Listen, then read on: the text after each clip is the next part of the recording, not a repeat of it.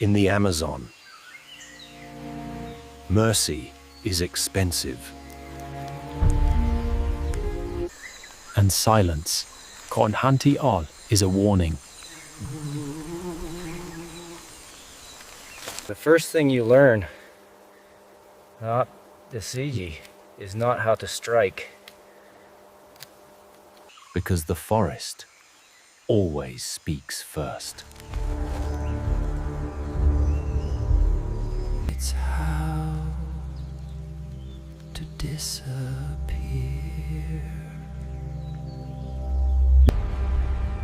But every secret has a price.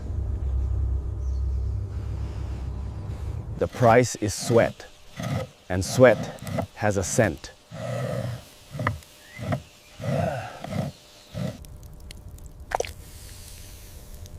Smoke keeps you alive, but it tells them where you are. Don't look back!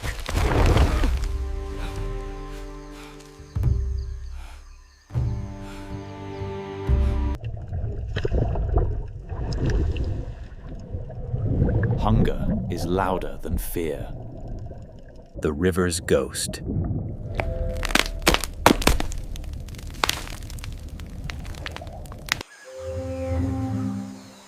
The forest keeps receipts. Are you ready to pay? 72 hours post-trauma. Epithelial tissue has fused. 0 signs of inflammation. Dragon's blood resin. The active alkaloid, taspine, accelerates cellular regeneration by 400%. The Amazon is a biological library. Every square kilometer contains over 40,000 plant species. Copy identifies them by scent and taste. This is cinchona bark, the botanical foundation of quinine. 1 milligram between cure and toxin. Here, knowledge is the only survival currency. To understand kambo, we must look beyond the skin, to the cellular level. The secretion contains dermorphin, a peptide 40 times more potent than morphine. Unlike synthetic drugs, these molecules possess a biological key to bypass the blood-brain barrier. Inside the liver, it triggers a massive release of bile, the body's ancient protocol for chemical purging. But the forest's laboratory is not limited to frogs. It extends to the fungi underfoot. This is Trametes versicolor. Research suggests it contains polysaccharopeptides that stimulate the immune system. Indigenous wisdom identified these properties thousands of years before the first microscope was built. The jungle provides for those who understand its ancient rhythm. Every time a square mile of forest burns, we potentially lose a cure for cancer or Alzheimer's. The price of our ignorance is written in the loss of this chemical library. Deep in the canopy, a specialized predator emerges. The giant monkey frog, Philomedusa bicolor. Its skin secretes a potent cocktail of bioactive peptides, a chemical shield against the jungle's pathogens. Kopi captures the secretion on a wooden stick. This is kambo, a biological reset for the human system. The preparation is surgical. A vine is heated to create small, superficial burns on the skin. These gates allow the peptides to bypass the digestive tract and enter the lymphatic system directly. The dosage is applied.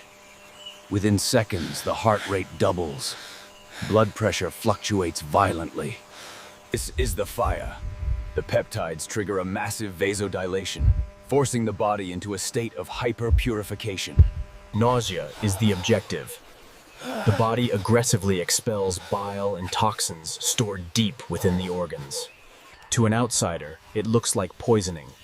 To the Matses, it is the removal of Panema, the cloud of bad luck.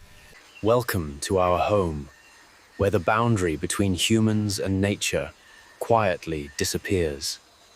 Here, every sprout, every bird call, carries a vital message of survival. To begin a new day, we search for fire, fire, the soul of every Amazon village. No matches, no lighters, only patience and hands that understand the language of the forest. Breakfast comes as a gift from the river. A fresh fish grilled over banana leaves. When his hunger is satisfied, the hunter Kopi prepares his most essential weapon, the Zarabatana blowgun. Its power lies not in sound, but in silence, and darts coated with lethal natural poison. Curarafand, a toxin extracted from forest roots, curand, can paralyze its target within seconds. He enters the forest. Here, Kopi is no longer human, illumined. He becomes part of the shadows. He stops. The scent of howler monkeys drifts down from the canopy, 30 meters above.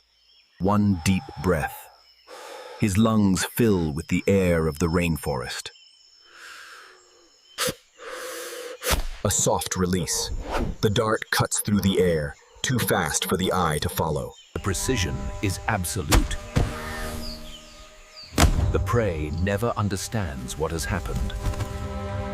Gratitude follows. Kopi retrieves the animal, silently thanking the forest for its gift. The hunt ends.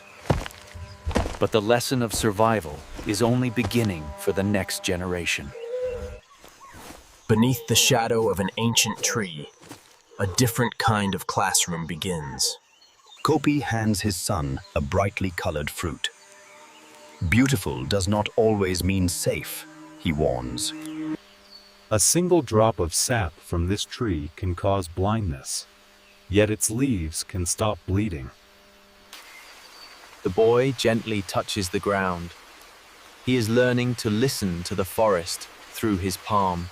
Kopi points to a large termite mound. These are not just insects.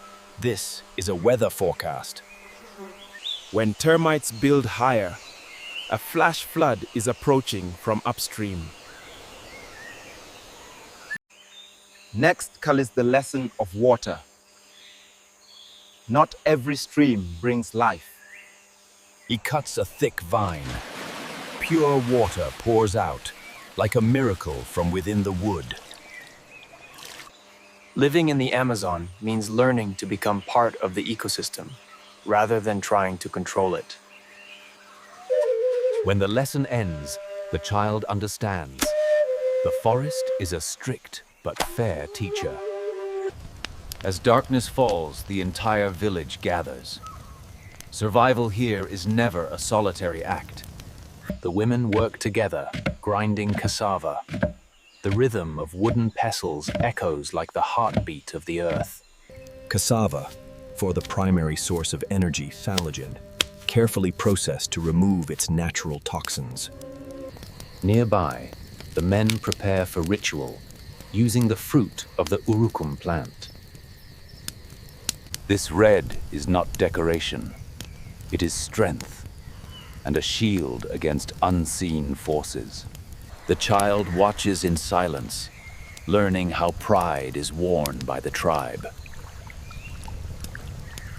The sound of python skin drums begins, deep, muted, cutting through the forest canopy. They dance in circles, mimicking the movements of macaws and jaguars. Here, the boundary between reality and spirit begins to dissolve. They become part of the Amazon's soul. The ritual ends in silence. The village prepares for a long, mysterious night. As the embers fade, the forest begins its own symphony, a chorus of life hidden in the shadows. In the hammock's gentle sway, Kopi finds rest, his body scarred but his spirit unbroken. The stitches provided by the ants are more than a cure. They are a bond between man and beast. Outside, the stars over the Amazon shine with a clarity lost to the modern world. This is not a land of the past, but a living library of wisdom, that we are only beginning to read. For every tree felled, a story is lost. For every tribe silenced, a medicine disappears. The indigenous people are the guardians of this green lungs, the sentinels of our shared future. Tomorrow, the sun will rise, and the hunt for balance will begin all over again. Respect the jungle.